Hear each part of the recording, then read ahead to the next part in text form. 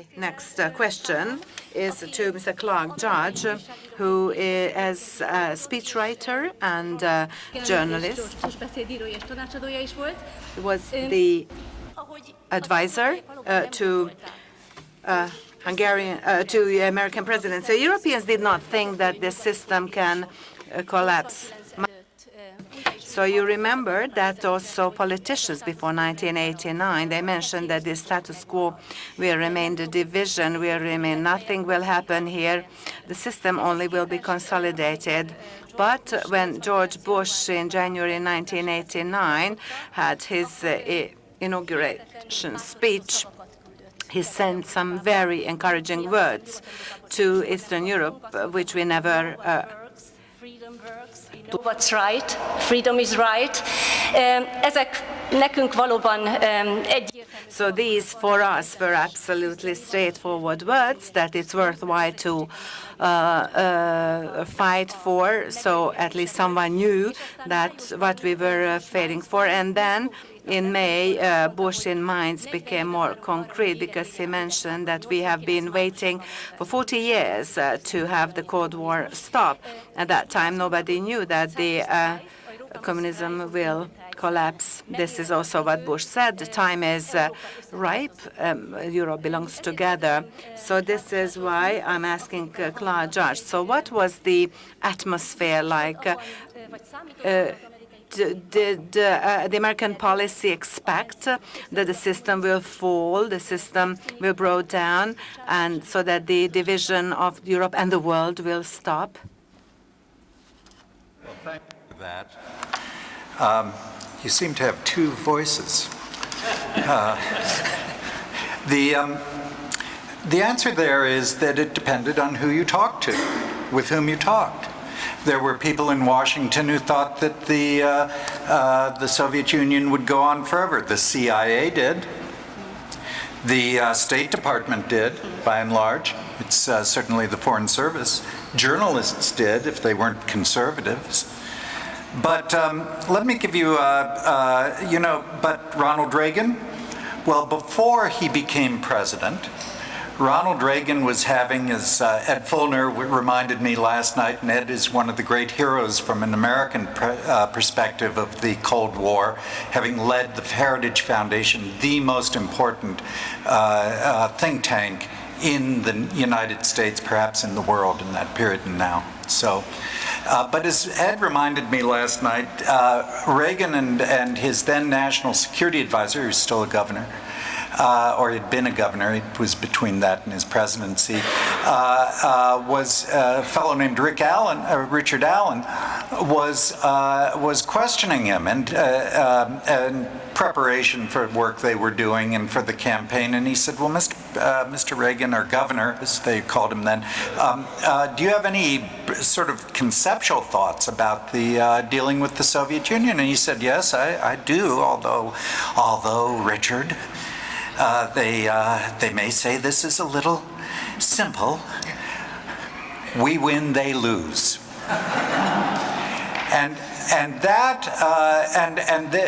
Richard Allen also told me the story of when he and Reagan, in the preparation for the 1980 campaign, visited Berlin. And they were standing at Checkpoint Charlie, which you know was the American controlled crossing point. And Allen was looking and Reagan was looking. And then Allen looked over at Reagan, and he could see that Reagan had barely contained fury. This was a wrong, a moral wrong, a human wrong, and it would not stand. And that was the view of Ronald Reagan. Now, it was true in the Oval Office. It's true. Later years, I talked to somebody who had just come out, and he said, well, I made some remark to him about the Russians and the Soviets and this going on forever. And he said, I don't think so, said Reagan. It's against human nature. And so, in our side, that wasn't a view that was restricted to Reagan. It may have not penetrated the permanent parts of Washington, but things never do. But it was very much within the ranks of the people who went to Washington with Reagan that was what was going on. This was something that was morally wrong. It was in any human sense wrong, that it was contrary to human nature. And more of there had been a long run-up in American thought about the character of the Soviet regime and also of its strengths and weaknesses. And magazines like National Review, William Buckley's, or Commentary, Norman Podhoretz's, there had been debates over how formidable and could this be brought down. And there was a developing consensus in those quarters that yes, it could. It was fundamentally weak. There was a whole effort in the driven from these quarters to get what was called a Team B assessment of the Soviet Union. Team A was the team that the foreign policy establishment had put together for long-range planning, and it took this kind of materialistic view of the Soviet Union. It's working well. A famous economist named John Kenneth Galbraith, a leftist economist, said, "Oh, that shows that there is a way to rationally run an economy." Apparently, there's a way to rationally run an economy into the ground, I would say, but they were very good at that. But the Team B came back with a very different view, that there was real weakness there, and that there were problems there, and there were problems that they just had reached the end of their ability to cover up. You may recall that early on in the administration, the president did several things, one of which was to cut off funding for the first pipeline going west. We're now facing a Nord Stream 2 issue, but for cutting off which that shouldn't be built, but that's another matter for another conference, not to get an advertisement in there, but that there was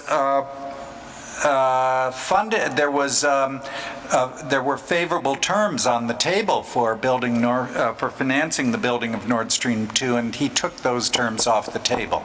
There was not going to be an implicit subsidy anymore for any part of the Soviet Union, and that was part of a general strategy which had to do with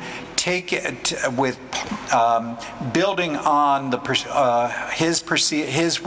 weaknesses he perceived, his team perceived, all of us perceived in the Soviet Union. If you take away the subsidies, if you force them to if you push up, if you put in a strategic defense initiative. Remember that after the Cuban Missile Crisis, that the Soviet Union's military apparatchiks vowed that they would never be outgunned by the Americans again, and they spent the next 20 years building a first strike capacity. And the idea was to be able to have a way of blackmailing us, and that their attempts to get in a mid-range nuclear capacity, delivery capacity, was part of that. They wanted to be able to strip away the confidence with which Europeans viewed the nuclear deterrent in Europe. The idea of the SS-20s, if you recall that, was that they could be shot from within the Soviet Union but could not hit the United States, so the United States would be put at a dilemma if they attacked Russia, if the Soviets attacked Europe, which was that, are you going to trigger an attack on the United States homeland with something in response to something that could not respond to hit the United States homeland? And the answer was put in the Pershings, which were based in Germany, and those cannot also can reach basically into maybe the eastern areas of the western areas of the Soviet Union, but not very far, and into Central Europe, and that would maintain the deterrent. And so this was all part of the broad chess game that was being played economically, strategically, to by maintaining that deterrent. What did it do? It made our anti-missile systems. What were they that Mr. Reagan announced he was going to develop? What was the purpose of them? To eliminate that the confidence they had in that first strike capacity. In other words, to make this, they had spent all this money, and all of a sudden we were going to make that money obsolete. They could not get a strategic advantage from it. They could not blackmail us and blackmail Europe. This was critical to that period. People said, well, you know, some missiles might get through, but a first strike capacity depended on the confidence to wipe out all of our retaliatory capacity. And by creating doubt about whether they could do it, the first strike capacity no longer existed as a first strike capacity. And so we see all of these. We see at the same time all that you know about firsthand in Poland and Hungary, also they're parts of Eastern Europe, and we see the embrace of the President and the Pope, which John O'Sullivan, along with Margaret Thatcher, John O'Sullivan has written so insightfully about, that spirit as well as material was a big part. What he was doing, John was doing, it was what I was doing, it was what the Pope was doing, not that we're equivalent to the Pope, but that we were doing in terms of writing what Mrs. Thatcher wanted and what Mr. Reagan wanted. We were appealing to the spirit of freedom. We were saying that you are not alone. That was our central message. You are not alone. We are with you.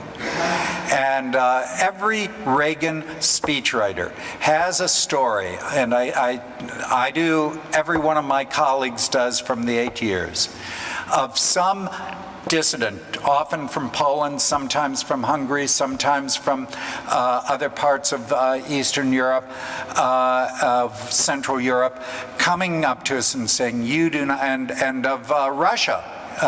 Sharansky said it to me. You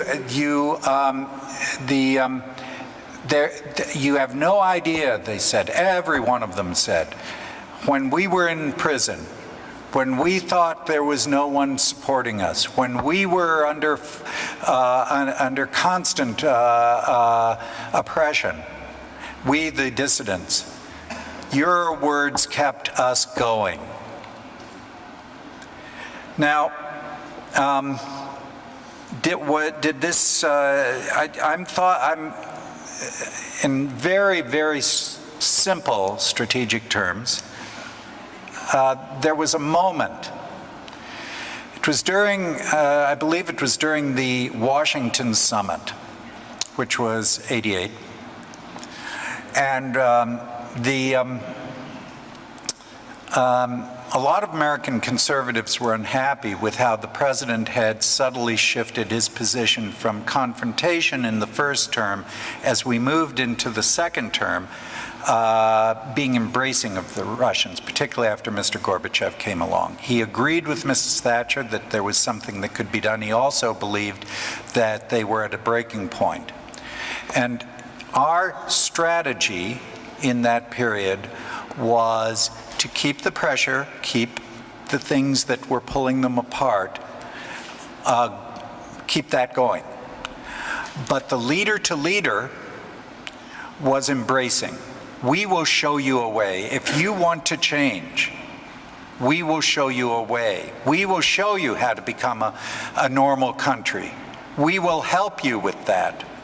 And in essence, we were saying, you'll be hearing voices inside the Soviet Union from your generals, some of them, from your apparatchiks, some of them, saying, don't trust the Americans, they'll be at our throats.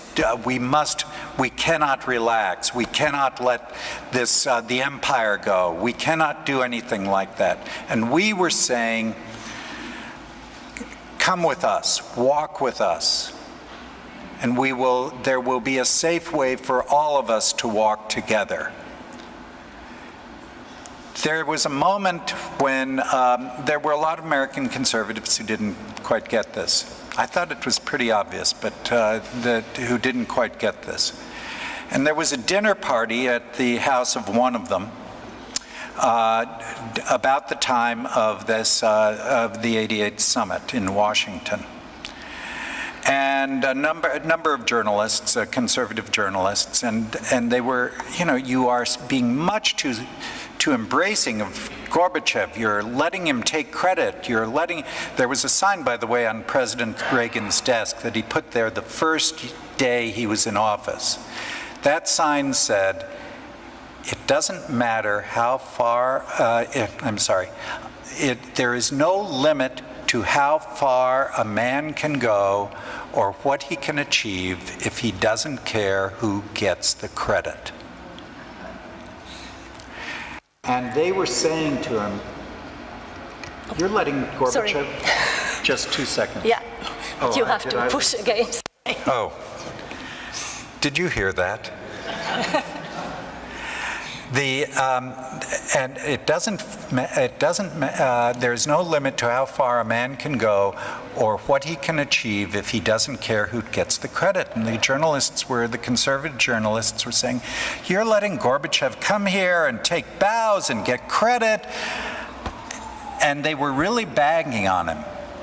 And then one of them, a man named Ben Wattenberg, who was an important figure in that time, and a great figure, had a kind of flash of insight. And he said, Mr. President, are you telling us, what's going on here that you are, without saying it, telling us that that we have won the Cold War? Reagan was silent. He said, Mr. President, have we won the Cold War? Reagan was silent. Mr. President, give us an answer. He gave a one-word answer, yes.